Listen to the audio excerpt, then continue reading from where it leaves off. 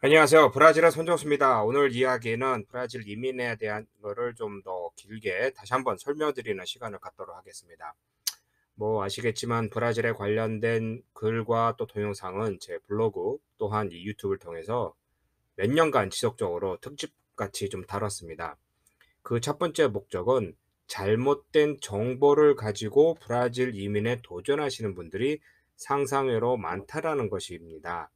이들에게 "오지 마. 하면 안 돼."라고 막는 게 주 목적이 아니라 정말 돌이킬 수 없는 이런 결과를 낳기 때문에 한 번 더 심사숙고 공부를 하시고 또한 철저하게 준비하고 오시라는 데 그 목적이 있습니다. 이를 통하여 저하고 메시지나 이메일이나 뭐 전화 이런 곳으로 여러 방법으로 저하고 소통하신 분들 중에 뭐 연락을 뭐 당연히 제가 많이 알려드리면서 그것을 보시고 "아 이게 제가 생각한 거와 다릅니다."라고 말을 하시는 분이 있는가 하면 대부분은 깨닫고 뭐 연락을 안 오시는 것 그런 것을 이해를 하고요.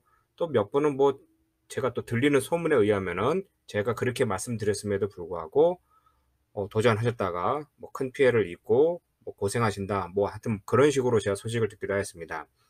그런 것을 들을 때마다 '쌤통이다. 잘됐다.' 그런 마음은 절대 없습니다. 다만 분명히 제가 알려드렸고 조심하라고 했는데 그 대비책을 준비 못한 거에 대한 허탈함은 있습니다.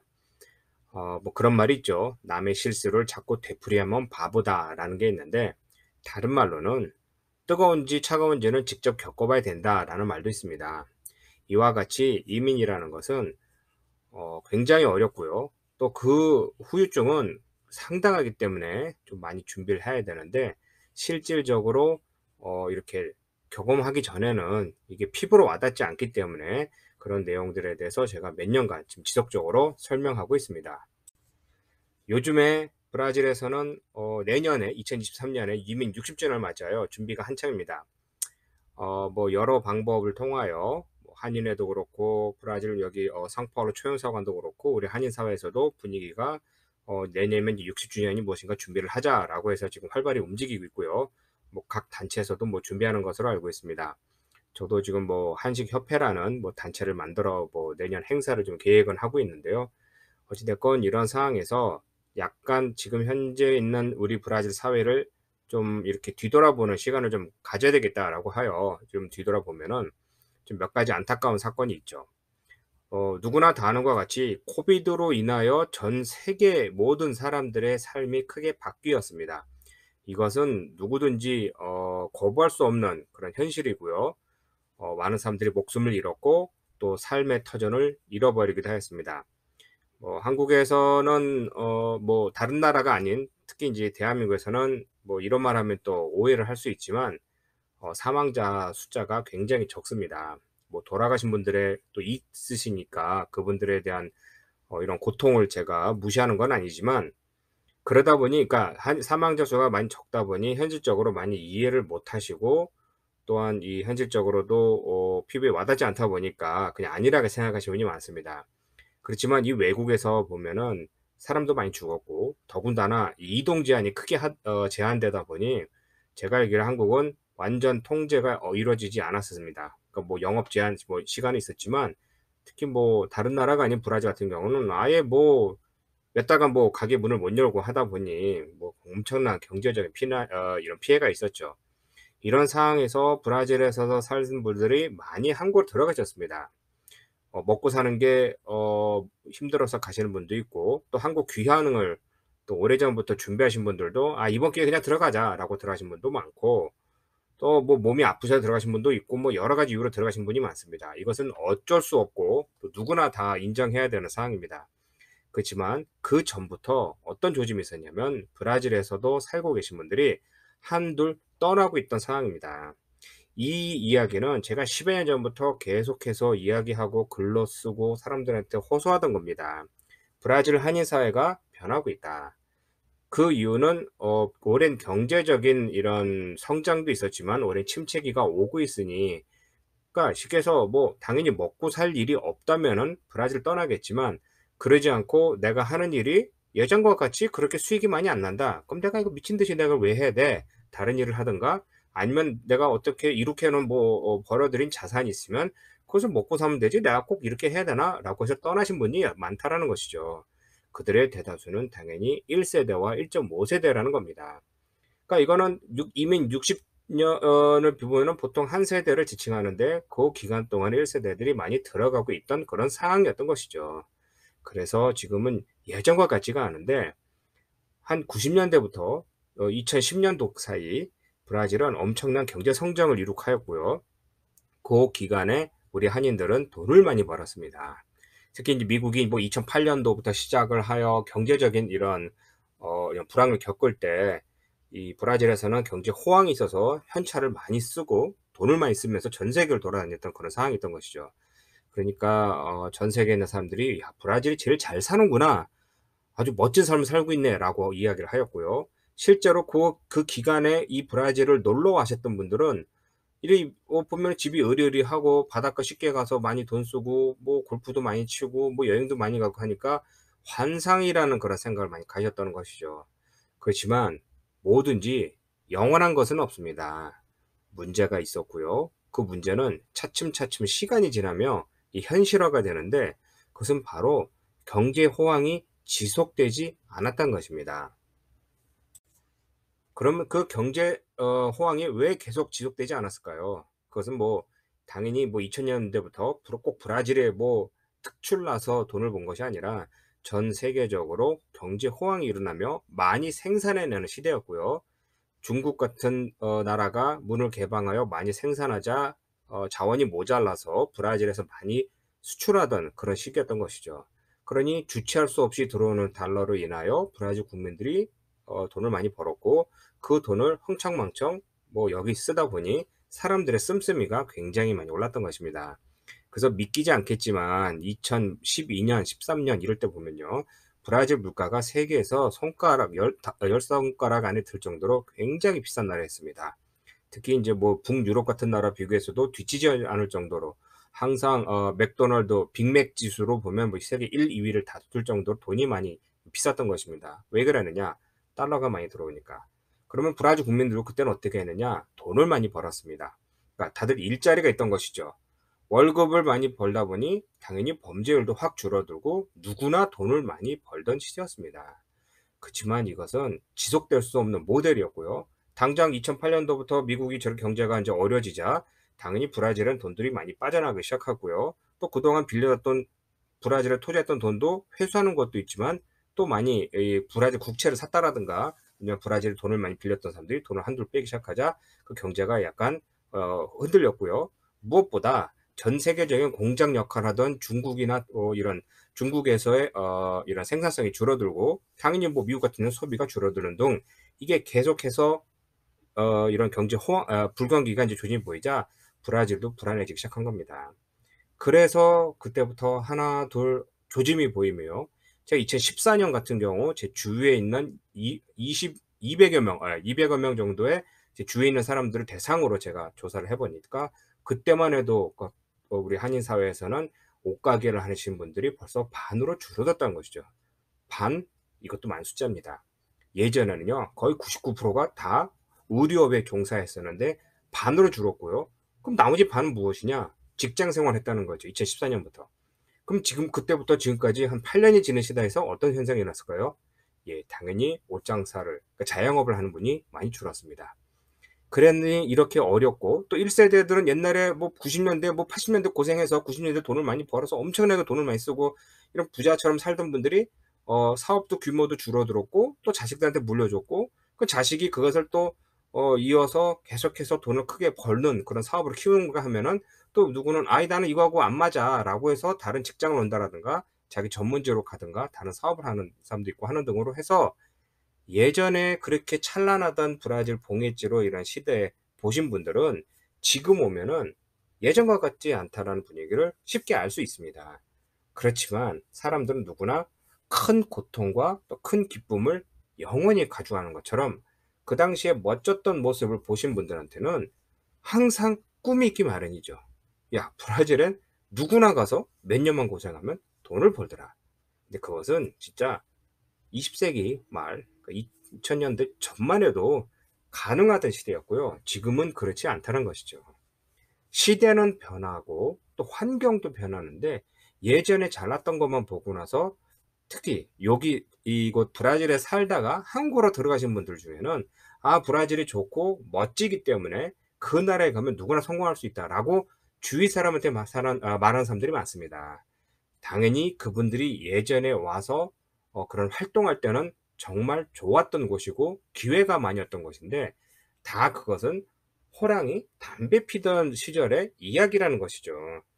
지금은 그렇지 않은데 자꾸 그런 소리만 하니까 그 뭣도 모르고 들어오신 분들은 '아 여기는 꿈과 이상이 현실되는 실현되는 그런 곳이구나.'라고 해서 도전하신 분이 꽤 있다라는 것입니다.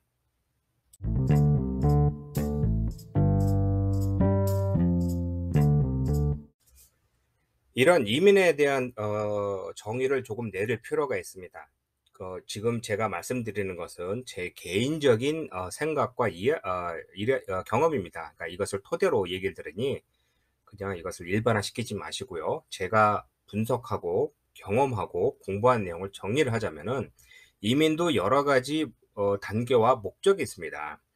그중에서 특히 인제 한국의 60 년대부터 처음으로 전 세계적으로 이민을 정부가 지원하여 이렇게 내보낼 때, 내보낸다고 표현 써도 되나요? 어쨌든 그때 처음으로 나오신 분들이 전 세계로 퍼질 때 60-70 년대만 해도 먹고 살기 힘들어서 나왔다라는 게 누구나 다 아는 역사적인 사실입니다.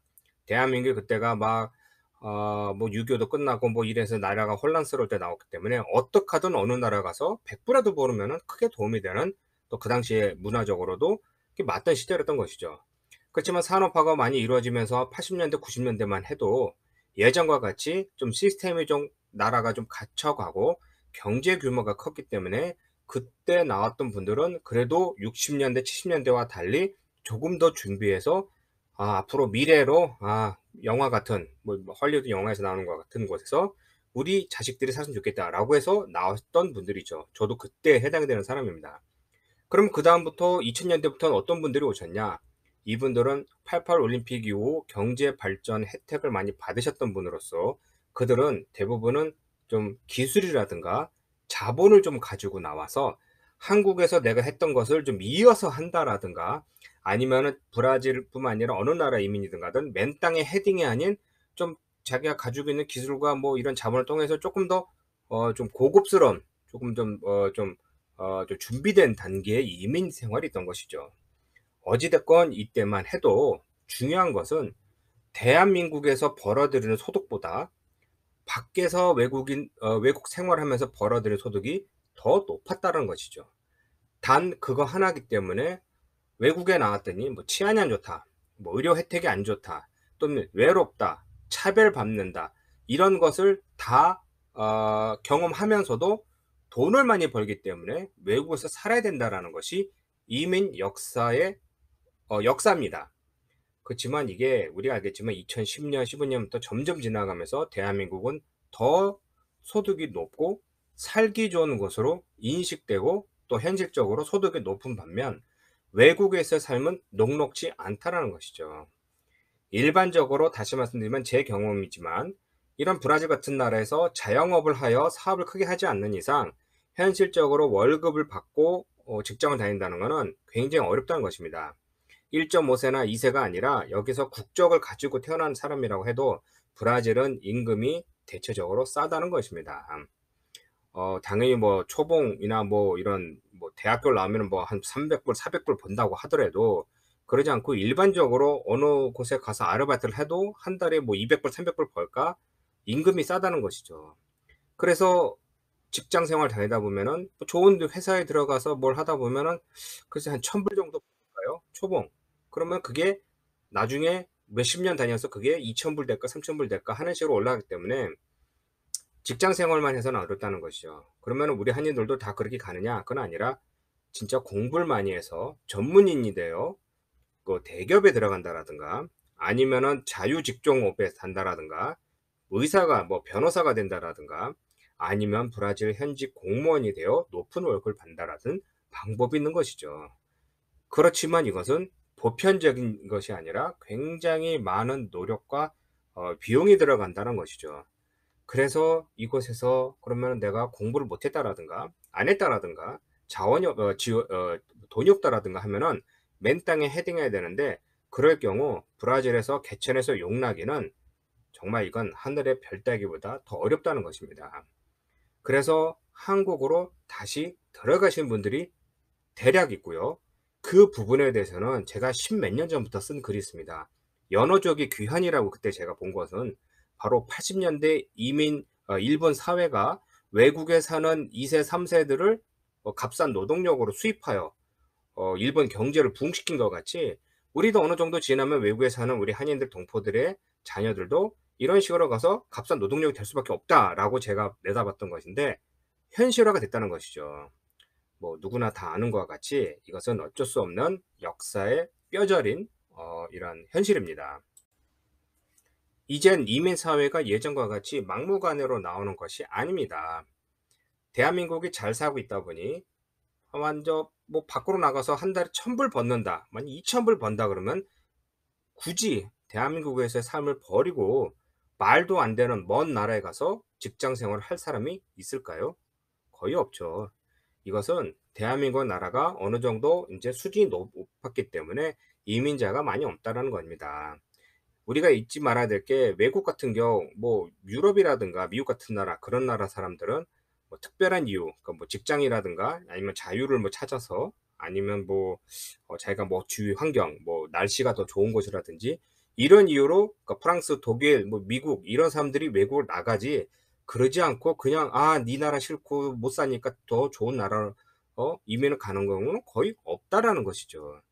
그만큼 대한민국도 이제 잘 살기 때문에 외국으로는 잘 나오지를 않는데, 2000년대 초부터 제가 블로그를 만들면서 많이 들었던 이야기는, 나는 한 자산이 이리저리 모으면 한 뭐 5억 됩니다, 2억 됩니다, 뭐 10억 됩니다 라고 해서 외국에서 편안한 삶을 살기 위해 나오려고 했던 분들이 굉장히 많다는 겁니다. 이건 한동안 또 유행하여 특히 동남아 지역에 가신 분들이 많은데, 그분들의 이야기를 중점으로 보면은 대부분이 좀 나이가 뭐 그 당시만 해도요 한 50대 60대 되는 분들이었고요. 그러니까 그들은 6, 70년대 산업화 시대를 경험하신 분들이라 너무나 치고 시달리고 살아서 나는 좀 편히 쉬고 싶다라고 해서 나갔던 것입니다. 그래서 그 당시 물가로 달러로 보면 브라질에 한 3억 5억이면 집도 하나 사고 편히 여생을 살 수 있다라고 하는데, 저는 벌써 그때 얘기했죠. 아닙니다. 그런 돈으로 풀칠도 못합니다. 그러니까 브라질이 계속 경제 성장이 컸기 때문에 굉장히 물가 비쌉니다라고 이야기를 하였고요.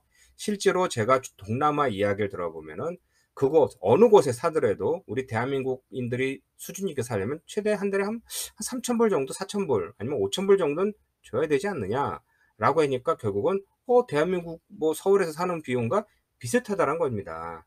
그러니까 그들이 생각하기에 동남아 지역에 어느 놀러 가서 보니까 뭐 10불, 20불은 팁을 주고 뭐 이걸 한다고, 물가가 싸니까 나도 거기서 살면 되겠구나 라는 생각으로 브라질도 봤는데요. 동남아도 그렇고 이 중남미도 그렇고요. 우리 한인들이 살만한 수준의 월세는 굉장히 높고, 또 각종 혜택 서비스를 받으려면은 그 비용을 충분히 내야 되는데 그게 굉장히 높다는 것이죠. 그래서 그때 갔다가 뭐 사결당하고 돌아가신 분들, 뭐 고생하신 분들 뭐 이야기가 많습니다. 그와 같이 이민은 목적이 예전과 다른데 그것을 깨닫지 못하고 그냥 꿈과 이상이 현실되는 것으로 도전한 사람이 지금도 계속 있다는 것이 굉장히 안타까운 것이죠. 예전과 달리 지금은 많은 정보가 있기 때문에, 특히 제가 지금 여러분에게 남기는 뭐 유튜브나 아니면 이런 팟캐스트 같은 경우도 찾아보면 웬만히 나옵니다. 오래 사신 분들이 하는 이야기는 경험을 이야기를 하고요. 또한 또 재밌는 거는, 요즘에 이민 10년 안팎되는 뭐 아니면 5년, 뭐 3, 4년 되는 분들이 자기의 경험을 많이 올려놓은 경우가 많습니다. 저도 그런 것을 읽다 보면 대부분 내가 너무 몰랐다라는 게 중점된 이야기입니다.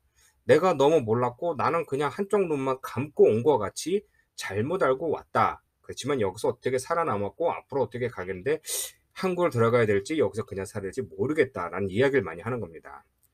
여기서 또 중요한 게요, 그 나라에서 보통 3년 4년 열심히 이게 자리를 잡고 살다 보면 그것도 정리하고 떠나는 게 쉽지가 않다라는 겁니다. 왜냐, 만약에 제가 사업을 했다면 그 사업을 접으려면 돈이 또 많이 들고요, 또 시간도 많이 걸리고요, 또는 아무래도 만약 거기서 아이를 낳고 산다라고, 아니면 진짜 현지인과 결혼해 아이를 낳는다면 그들을 버리고 갈 수는 없는 것이죠. 그러다 보니 이게 떠나지도 못하고 얻지도 못하는 등 굉장히 복잡한 이야기가 되는 겁니다. 여기서 중요한 거는 그러면 뭐든지 이민은 어렵고 안 되는 것이냐? 아니죠. 제 이야기를 처음부터 다시 들어보셔야 됩니다. 말씀드린 것 같이 옛날에 60-70 년대, 80 년대, 90 년대, 2000 년대 초만 해도 그냥 한국보다 먹고 살기 더 편하기 때문에 나가시는 분들이, 그러니까 여기 이곳으로 오신 분들이 많았던 것이죠. 대한민국에서 있어봤자 소득이 내가 얼마 안 되기 때문에 그거보다 소득을 더 많이 벌수록 외국 나간다는 게 맞았는데, 이제는 그렇지 않다는 겁니다. 외국에서 옛날과 같은 소득을 쉽게 해서 80 년대만 해도요, 90 년대, 2000 년대만 해도 외국에서 1,000-1,500 불만 벌어도 좀 괜찮은 그런 시대였는데, 요즘 한국에서 1,000불, 1,500 불이면 돈이 아니라는 것이죠. 세계적인 물가도 많이 올랐고, 그리고 더군다나 가장 안타까운 것은 최소한 브라질에서 한 달에 1,500 불을 버는 직장을 구하기는 절대 없다라는 것이죠. 이렇게 치열한 삶을 사는 게 너무 복잡해서 좀 쉽게 살려고 나오시려고 하는 분들에게 또 말씀드리고 싶은 거는, 이 천국과 같은 브라질이나 어디 곳에서 사는 삶도 굉장히 복잡하고 치열합니다. 어렵습니다. 물론 한국에 사신 분들 눈에 보면은 여기는 일하는 것도 아니고 굉장히 느리고 뭐 터지고 뭐 잘 못하는 것 같지만, 여긴 여기 나름대로 열심히 하고 있는 것이고요. 한국 눈으로 봤을 때 허점은 굉장히 많이 보입니다. 그것을 노려서 그 안에서 무엇인가를 하려면은 무엇인가 또 결과가 낼 수 있는데, 그런 허점을 쉽게 누가 보느냐 이겁니다. 저도 개인적으로 이곳에 살면서 몇 년간 코비드로 주위 사람들 많이 들어가고 우리 아이들 미래를 봤을 때 대한민국에 가서 들어가서 하는 게 맞는 게 저는 이제 맞다고 생각했습니다. 그렇지만 먹고 사는 게 안 되니까 제가 가서 어떤 무슨 사업을 한다 할 수는, 그것도 수준도 안 되고 자본도 없고 기술도 없기 때문에 내가 어디 가서 하면은 정말 일 직장을 하나 얻을 수 있을지 이게 없기 때문에 어쩔 수 없이 브라질에 남은 것도 첫 번째고요. 두 번째는 저는 이제 이곳에 살면서 예전부터 생각해 놓은 여러 가지 사업 아이템이 있기 때문에 이것을 제대로 해보지 않고 떠나는 건 억울하다라고 해서 저의 이제 두 번째 기회라고 봅니다. 92년도에 미국으로 갈 기회가 있었는데 정말 싫었는데도 가려고 하다가 못 가서 안 갔고요. 이번에도 어떻게 갈까 생각했다가 그냥 이곳에 브라질 뿌리를 받고 이 나라를 바꿔가면서 사는 게 맞다라고 해서 저는 노력하고 도전하고 바꾸려고 합니다. 그래서 열심히 지금 살고 있고요. 오늘의 이제 이야기를 다시 정리를 하자면은, 안타깝지만 아직까지도 한국에서 나오시려고 하신 분이 많습니다. 근데 그들의 중점된 게 예전과 같이 소득은 요즘엔 그런 생각 안 합니다. 왜냐면 압니다. 대한민국에서 벌어들인 것 같이 외국에서 벌어들일 수는 없다는 걸 알고요. 아니면은 그만한 돈을 벌고 성공하신 분들은 당연히 이곳에 안 오시죠. 미국, 유럽, 호주 이런 데 가서서 좋은 직장 얻어서 가시는 겁니다. 그러지 않고 이곳에 오시는 분들 보면은 대부분은 또 이 브라질에 외로워서 브라질 여자하고 만났습니다. 그 여자하고 결혼하려고 합니다. 오는데 말도 안 되고 영주권도 없는 상태에서 그냥 오시려는 분들이 많습니다. 그러니 그분한테 제가 쓰는 게, 한국에서 얼마 기회가 된다면 포르투갈을 좀 더 공부하시고, 이민이라는 게 돌이킬 수 없는 결과를 가지고 오니 좀 더 심사숙고하고, 최소한 제가 이야기하는 거 좀 들어주시면 좋겠는데, 제가 얘기하는 거는 듣고 반은 걸러들어서 좋은 것만 해석해서 하시는 분들이 많으니까 좀 안타깝다고 하는 겁니다. 그러니까 저뿐만 아니라 대한민국이나 아니면 어느 곳에서 유튜브를 통해서 하든 현지에서 살고 있는 다른 사람들의 이야기를 많이 듣고 심사숙고하여 결정하기를 바라는 마음에 오늘 이야기를 이렇게 마무리하겠습니다. 이민은 어렵습니다. 그리고 예전과 같은 시기에 이민은 안 되고요. 예전과 같은 꿈을 꾸던 분들도 다 현실적으로 깨어났는데, 아직까지도 이상한 꿈을 꾸신 분들에게 조금 더 현실적으로 좀 이야기를 하고자 오늘 이야기 만들었습니다. 다음에 또 다른 에피소드를 만들어 여러분에게 올리겠습니다. 궁금하신 점 있으시면 이메일이나 메신저로 질문을 올려주시면 제가 그걸 보고 다시 만들도록 하겠습니다. 고맙습니다.